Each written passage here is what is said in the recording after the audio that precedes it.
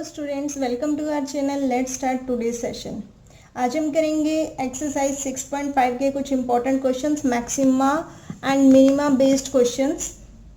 तो हमारे पास जो स्टेटमेंट वाले क्वेश्चंस हैं on page number 233, page number 233 के मैं पहले भी बता चुकी हूँ। तो इस पेज के स्टेटमेंट वाले क्वेश्चंस बहुत ज़्यादा इंपॉर्टेंट हो जाते हैं। तो पहले ये कर लेते हैं, बाकी फर्स्ट टू 10 to 12 हाँ ये क्वेश्चन हम बाद में करेंगे। Question number 13 onwards, question number यहाँ तक पहले इस पेज के क्वेश्चंस कंप्लीट कर लेते हैं जो इंपॉर्टेंट क्वेश्चंस है। तो देखो, जो हमारे पास इक्वेशंस वाले क्वेश्चन गिवन होते हैं, इक्वेशंस मतलब जिसमें इज इक्वल टू होता है, साथ में कुछ ना कुछ कांस्टेंट होता है इज इक्वल टू के, तो कंडीशन को क्वेश्चन बोलेगा कि इसको मैक्सिमम प्रूव करो, इसको मिनिमम प्रूव करो, या इसकी मैक्सिमम फाइंड आउट करो, मिनिमम फाइंड आउट करो, whatever. Make the condition into single variable using equation. Equation का यूज करके हमें क्या करना है, इक्वेशन को सिंगल वेरिएबल में बनाना है। अगर जैसे हमारे पास x और y two variables are there in one equation, तो हमें एक में वैल्यू पुट करके तो उसको सिंगल वेरिएबल में उस इक्वेशन को बनाना है, उसके बाद उसको सॉल्व करना है। तो स्टार्ट करते हैं from question number 1। This is not the question of the exercise of 6.5, this is extra question. Find two positive numbers. Two positive numbers we have to find whose sum is 45. उन दोनों का सम, जो भी वो positive numbers आएंगे उनका सम कितना है 45, and their product is maximum. तो कंडीशन दे दी कि प्रोडक्ट क्या है उनका, उनकी मल्टीप्लीकेशन, प्रोडक्ट मतलब मल्टीप्लीकेशन, वो मैक्सिमम है और उनका सम क्या है 45। Let the two positive numbers are x and y. So x plus y is equal to 45 according to our question.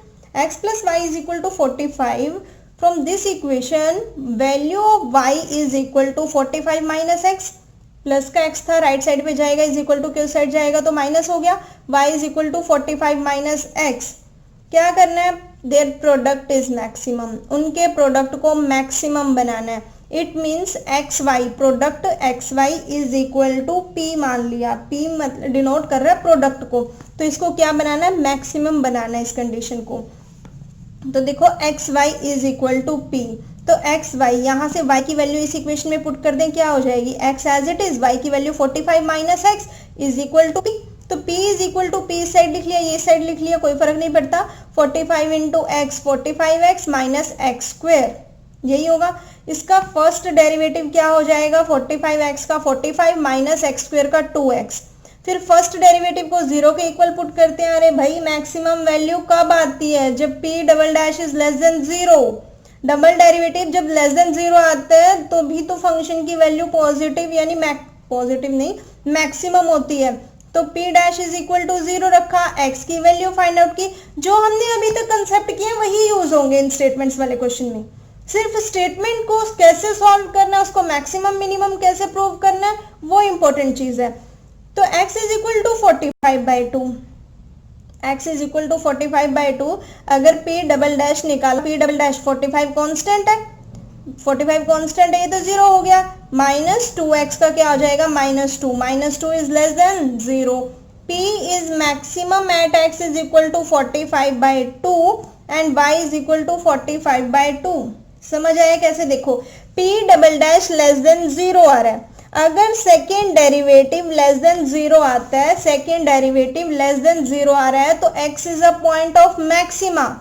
तो वो पॉइंट क्या हो जाता है, मैक्सिमम वाला पॉइंट हो जाता है। x की वैल्यू 45 पर मैक्सिमम हो जाएगी।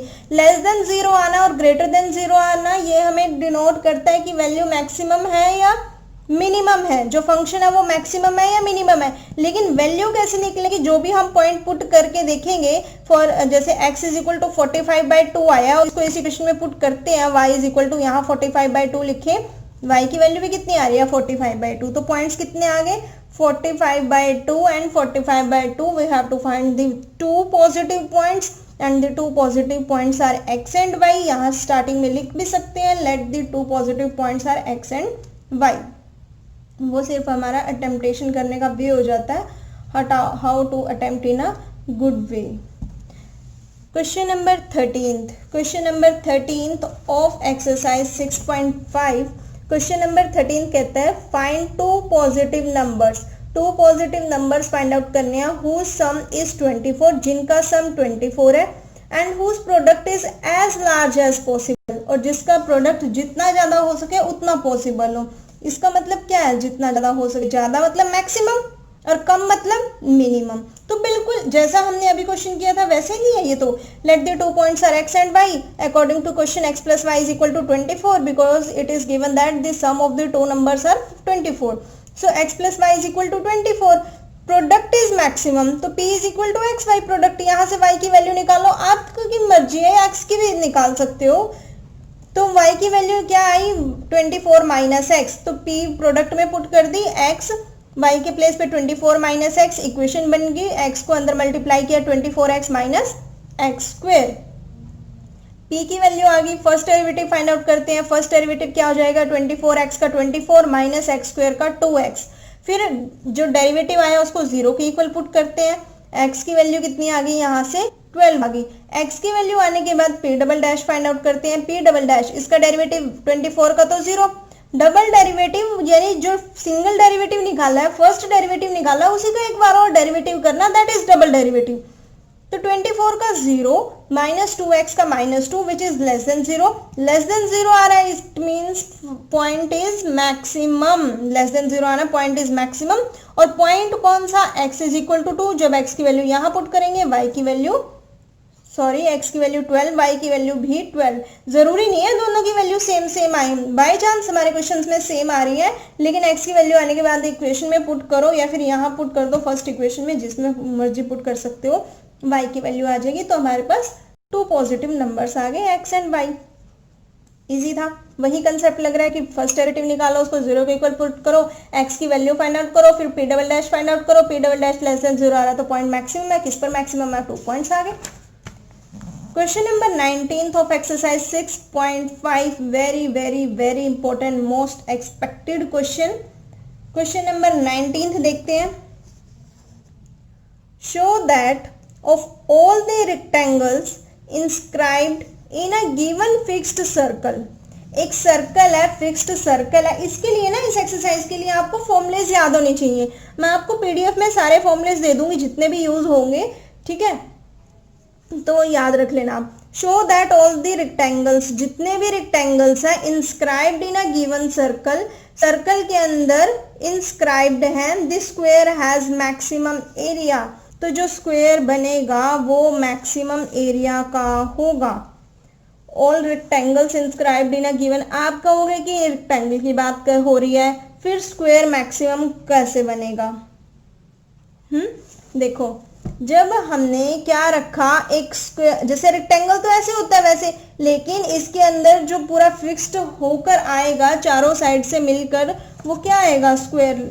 देखते हैं, देखो क्या यूज होगा। स्क्वायर को मैक्सिमम एरिया बनाना है, किसको, स्क्वायर को। तो आपको स्क्वायर का फॉर्मूला याद होना चाहिए, सर्कल का फॉर्मूला याद होना चाहिए, तभी आप क्वेश्चंस कर सकते हैं, अदरवाइज क्वेश्चन नहीं होगा। तो क्वेश्चन को समझना जरूरी है, इन क्वेश्चंस के लिए फिगर बनानी भी जरूरी है। तो एक सर्कल लिया, सर्कल में एक हमने क्या ले लिया, रेक्टेंगल ले लिया। उसने बोला है ना कि rectangle is inscribed in a given circle, तो एक रेक्टेंगल ले लिया। रेक्टेंगल की कुछ ना कुछ लेंथ होती है, कुछ ना कुछ उसकी विड्थ होती है, दैट इज ब्रेड्थ होती है। तो ए बी सी डी, इसको नेमिंग कर ली। नेमिंग हमेशा या तो क्लॉकवाइज किया करो या एंटी क्लॉकवाइज किया करो। ये नहीं कि ए यहाँ लिख दिया, बी यहाँ, सी यहाँ, डी यहाँ, नहीं, या तो क्लॉकवाइज चलना है या एंटी क्लॉकवाइज। उसके बाद अगर जो सर्कल है, सर्कल का रेडियस आर है, सर्कल का रेडियस कितना, आर, तो ये भी आर है, ये भी रेडियस है। रेडियस क्या होता है, सर्कल के सेंटर से लेकर सर्कल के कोई भी आउटसाइड का जो क्या होती है, ये सर्कमफ्रेंस, उसके पॉइंट तक टच नहीं होता, वो लाइन क्या होती है, हमारे पास रेडियस होती है। तो ये भी रेडियस, ये भी रेडियस, इसका मतलब ये पूरा क्या बन गया, डायमीटर, है ना। तो r प्लस आर 2r, ये लाइन आपको पता लगी कैसे आई, r प्लस आर 2r करेंगे, क्योंकि यहां से यहां तक भी रेडियस, यहां से यहां तक भी रेडियस, तो 2r हो गया। इसकी हम लेंथ मान लेते हैं कि x सेंटीमीटर है या मीटर है, इसकी मान लेते हैं y है। और ये रेक्टेंगल के जो हर कॉर्नर होते हैं, स्क्वायर और रेक्टेंगल की कितने डिग्री के होते हैं, 90 डिग्री के होते हैं। ये स्क्वायर और रेक्टेंगल की प्रॉपर्टी होती है।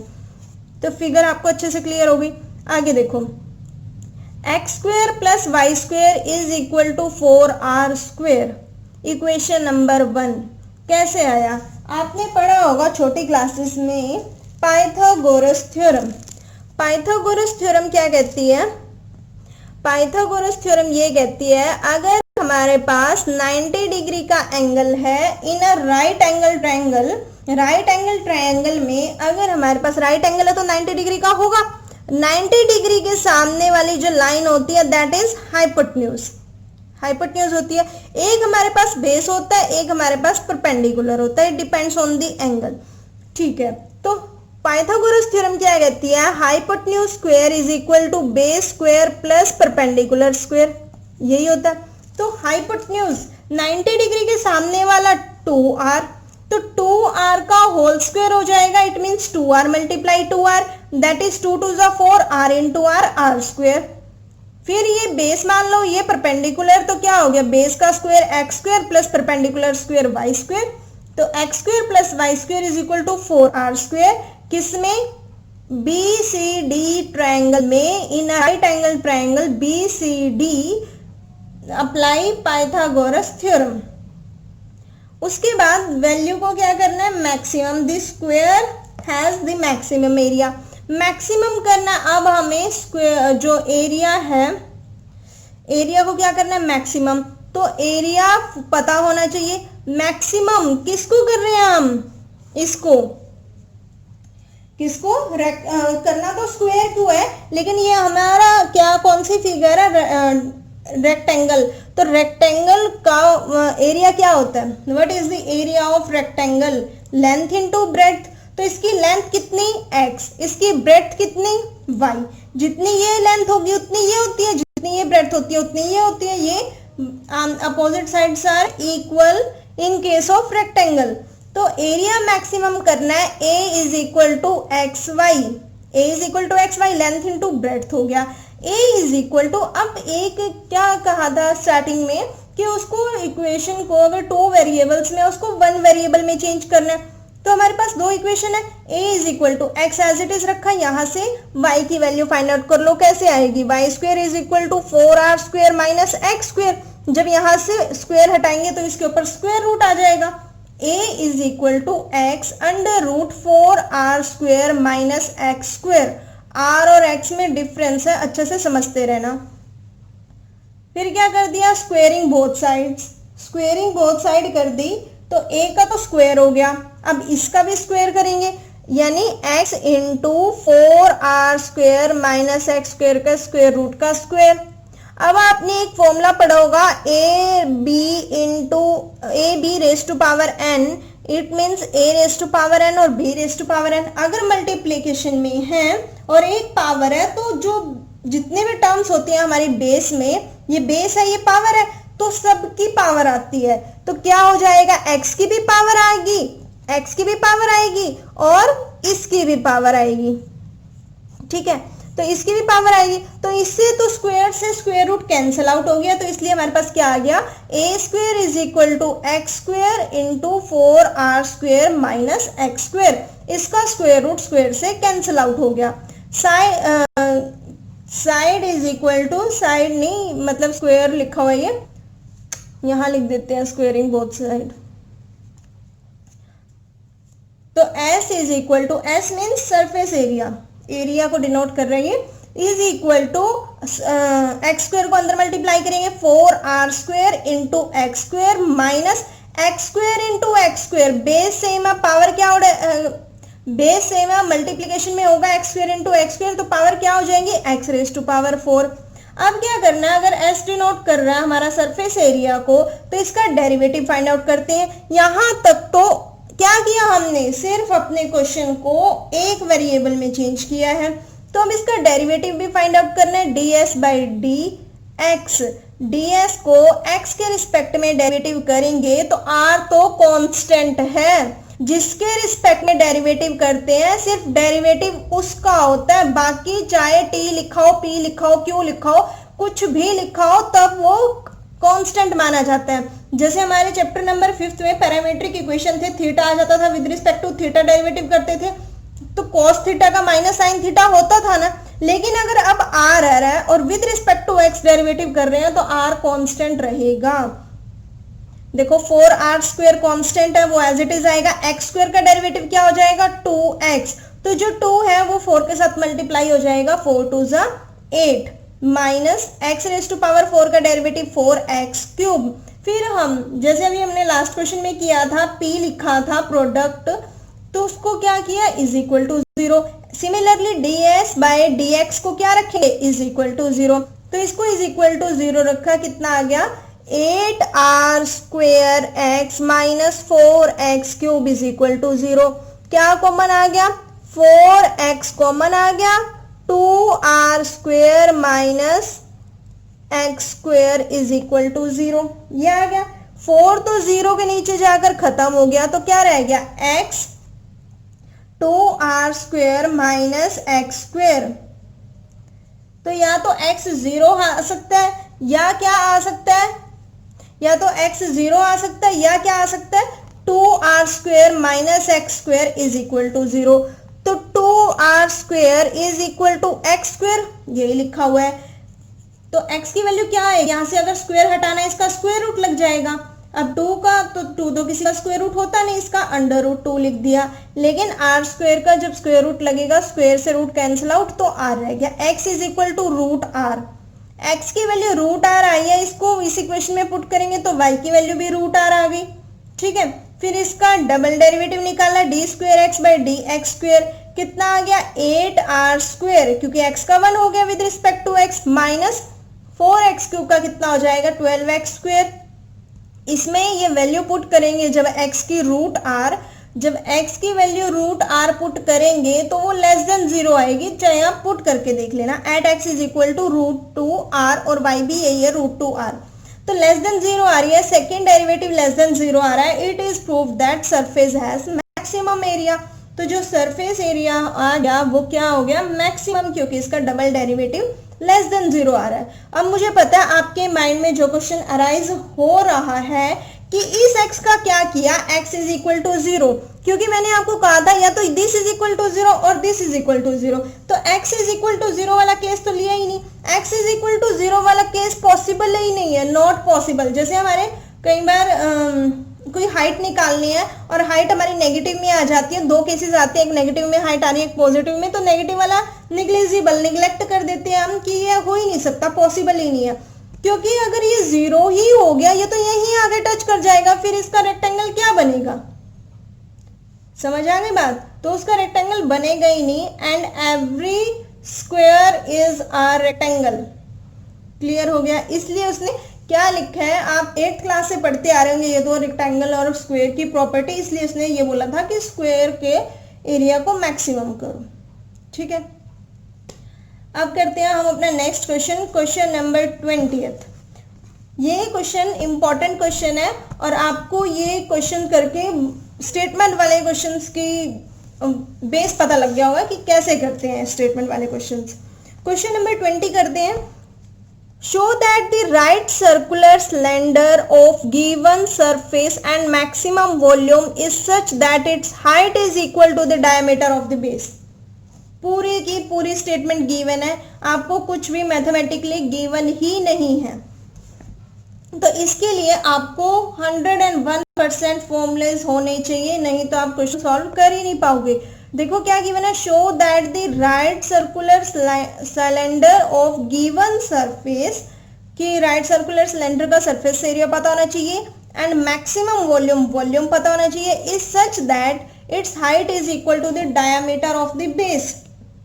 उसकी हाइट किसके इक्वल प्रूव करनी है, जो बेस होता है सिलेंडर का उसके डायमीटर के इक्वल प्रूव करनी है। ठीक है, और मैक्सिमम निकालना है, तो एरिया इज इक्वल टू कितना हो जाएगा 2πr² plus 2πrh, 2πr² plus 2πrh। This is the surface area of the right circular cylinder. Right circular cylinder का सरफेस एरिया क्या हो गया 2πr² प्लस 2πrh। अब आप कहोगे नहीं, राइट सर्कुलर सिलेंडर का सरफेस एरिया होता है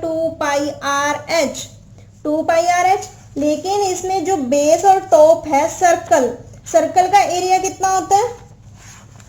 what is the area of circle? Pi r square. अब पाई आर स्क्वायर ऊपर सर्कल है, पाई आर स्क्वायर नीचे सर्कल है, तो टोटल कितना हो गया? Pi r square plus pi r square कितना हो गया? 2 पाई आर स्क्वायर। तो अगर सिलेंडर क्लोज्ड होता है, टोटल की बात की जाती है, तो total surface area of cylinder कितना हो जाएगा? 2 pi r square plus 2 pi r h. और इसका volume, what is the volume of the cylinder? Right circular cylinder का वॉल्यूम कितना हो जाता है? Pi r square h. तो पाई आर स्क्वायर एच, देखो सिलेंडर अगर क्लोज्ड है, मतलब ऊपर भी क्लोज्ड है नीचे भी क्लोज्ड है, तो इसका एरिया कितना हो जाएगा? 2 pi r square plus 2 pi r h. और इसका वॉल्यूम कितना हो जाएगा? Pi r square h. ये 3D के जितने भी हमारे पास 3D के इसमें इस चैप्टर में यूज होने हैं जितने फॉर्मूले हैं, और ये ऊपर 2D के हैं, तो मैं आपको इसकी पिक दे दूंगी PDF में, वहां से आप सारे अपने नोट डाउन कर लेना, एक जगह लिख लेना और याद कर लेना, ठीक है। अब वॉल्यूम, ये हमारे पास 2 इक्वेशन आ गई, इसको एक ही वेरिएबल में बनाना है। V is equal to pi r square as it is. H की वैल्यू यहां से फाइंड आउट करो। H की वैल्यू यहां से कैसे होगी? पहले A minus 2 pi r square is equal to 2 pi r h. तो इसको इस साइड लेकर आ गए तो नेगेटिव हो गया। A minus 2 pi r square divided by 2 pi r divide में ले आए, क्योंकि ये सारा का सारा H के साथ मल्टीप्लीकेशन में है, तो H यहाँ रह गया, ये इतने टर्म डिवाइड में आ गई। तो H के प्लेस पे क्या लिख दिया? A minus 2 pi r square divided by 2 pi are.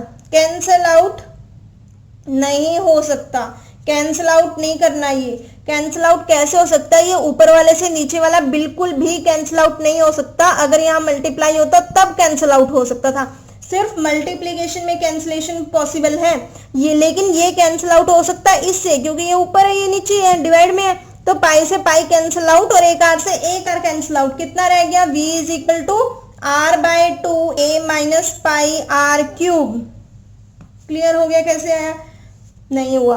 देखो आर, एक आर तो बाहर भी रहता है और A minus 2 pi r square by 2 है, तो आर अंदर मल्टीप्लाई होगा, a r minus 2 pi r cube, क्योंकि आर एक आर यहाँ है, आर स्क्वायर के साथ मल्टीप्लाई होगा तो आर क्यूब डिवाइडेड बाय 2। तो इस 2 को अलग अलग लिखा है, 2 को अलग अलग लिखा है, तो a r by 2 minus 2 pi r cube by 2, 2 से 2 कैंसिल आउट हो गया, तो v is equal to r by 2 into a minus pi r cube. First derivative, या तो आप वैसे v1 लिख लो या v डैश लिख लो, सेम चीज है। तो v dash is equal to, अब किसके रिस्पेक्ट में डेरिवेटिव कर रहे हैं? r के रिस्पेक्ट में डेरिवेटिव कर रहे हैं, या हम इसको लिख सकते हैं dv बाय dr। तो क्या हो जाएगा? r with respect to r constant, derivative देखना किसके रिस्पेक्ट में हो रहा है। तो अब हमारे पास a क्या है? वो कांस्टेंट है, a कांस्टेंट है, तो a बाई 2 कांस्टेंट, r का derivative with respect to r 1 हो गया, माइनस पाई तो वैसे ही कांस्टेंट है, r क्यूब का क्या हो जाएगा? 3r square. फिर इसको इज इक्वल टू 0 रखते हैं, क्योंकि डैश फाइंड आउट करने के बाद 0 रखते हैं, इसके बाद इसमें से वैल्यू फाइंड आउट करेंगे। इसका एलसीएम लेंगे, नीचे डिवाइडेड बाई 2 आएगा, a minus 6 pi r square, फिर जो नीचे 2 आया वो 0 के साथ मल्टीप्लाई हो गया, खत्म हो गया, 6 वाला राइट साइड पर ले गए, a is equal to 6 pi r square. a का formula from equation number 1, 2 pi r square plus 2 pi r by 2 h ना, a की वैल्यू ये रखो, 2 pi r square plus 2 pi r h is equal to 6 pi r square. तो कितना आ गया? 2 pi r square, ये भी 6 पाई आर स्क्वायर, तो ये प्लस वाला राइट साइड पे जाएगा, कितना हो गया? 6 minus pi r square minus 2 pi r square, 4 pi r square रह गया, और यहाँ 2 पाई आर एच, 2 से 4 कैंसिल आउट, 2 1 से 2, 2 2 से 4, या फिर डिवाइड में करके रख लो। तो h कितना आ गया? h is equal to 2r, यही तो बोला हुआ था, h is equal to 2r। जो ये बेस है ये पूरा डायमीटर है, अगर डायमीटर है तो ये तो इतना रेडियस है, ये भी रेडियस है, तो ये पूरा कितना हो जाएगा? 2r, है ना। तो h is equal to 2r, या हम कह सकते हैं volume is such that height is equal to the diameter of the base. तो डायमीटर 2r ही तो r है, अगर रेडियस r होता है तो r plus r 2r, height is equal to the diameter of the base. 2r diameter हो गया। तो डबल डेरिवेटिव निकाला, मैक्सिमम भी शो करना है इसको, डबल डेरिवेटिव निकाला, v डैश का डबल डेरिवेटिव ये तो खत्म ही हो गया, इसके पास r ही नहीं है, माइनस 2 नीचे आएगा, एक पावर कम हो जाएगी तो 6 पाई आर स्क्वायर नेगेटिव में आ रहा है, इट मीन्स लेस देन 0 है, नेगेटिव वाली वैल्यू लेस देन 0 आ रहा है, तो वॉल्यूम क्या हो गया, मैक्सिमम हो गया at h is equal to 2r, यानी हाइट भी प्रूव कर दी वो डायमीटर ऑफ द बेस के इक्वल है और वॉल्यूम को भी मैक्सिमम प्रूव कर दिया। चलिए आज के लिए इतना बहुत है इस सेशन के लिए। नेक्स्ट वीडियो में हम नेक्स्ट क्वेश्चन देखेंगे, इंपॉर्टेंट क्वेश्चन करेंगे, हर क्वेश्चन बहुत इंपॉर्टेंट है और एग्जाम में पक्का आते ही है। तब तक आप इनकी प्रैक्टिस करना और अच्छे से वीडियो देखना। आप अच्छे से अगर एक बार नहीं समझ आता तो दोबारा देखना, चाहे स्पीड में देख लिया करो, तो आपके बेस क्लियर होने चाहिए, मतलब बेस नहीं, ये सर्कल वाला बेस नहीं कह रही मैं, कंसेप्ट क्लियर होने चाहिए। अगर कंसेप्ट क्लियर हो जाते हैं फिर चाहे क्वेश्चन जितना मर्जी तोड़ मरोड़ के आ जाए। और इस एक्सरसाइज के लिए आपको फॉर्मूलेस लर्न करना मस्ट है, बिल्कुल जरूरी है, नहीं तो फिर कुछ भी नहीं हो सकता। और 6 मार्क्स का क्वेश्चन आता है एग्जाम में, छोटा मोटा क्वेश्चन नहीं आता, लेंथी क्वेश्चन आता है लॉन्ग क्वेश्चंस में।